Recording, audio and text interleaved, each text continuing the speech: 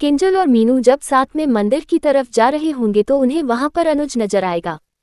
पीछा करने पर पता चलेगा कि अनुज अपने हाथ में एक कागज लेकर मंदिर में गया है और उसने वो कागज भगवान के चरणों में रख दिया है।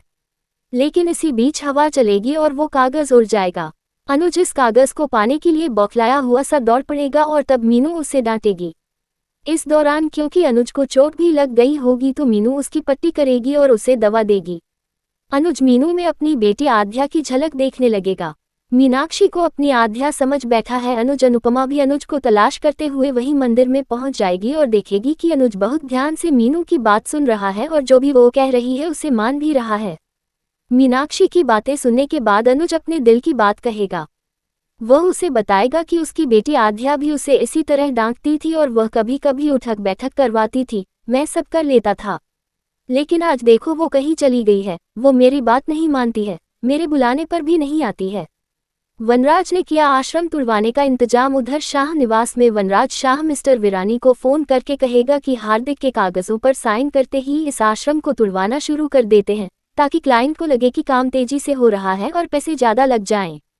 वनराज शाह फिर एक बार घर में लीलाबा को डांटेगा, लेकिन वो चुपचाप सुन लेगी।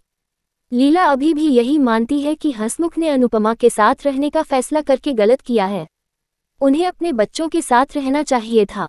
मंदिर से जब अनुज मीनू को लेकर आश्रम जा रहा होगा तो लीला देख लेगी और नाराज होगी।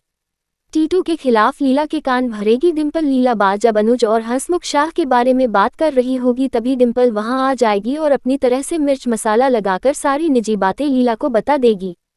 वह कहेगी कि बाप तपिश बहुत बदल गया है, वो अब पहले जैसा नहीं रहा। लीला कहेगी कि सब दिखता है कि कौन कितना बदला है।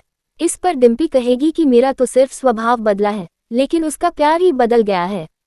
ये वही टीटू है जो मेरे लिए इस घर में घर अजमाई बनकर आने को तैयार था। उसे मेरी सारी बातें अच्छी लगती थी, लेकिन अब कहता है कि उसे अपना बच्चा चाहिए और मुंबई चलने को कहता है।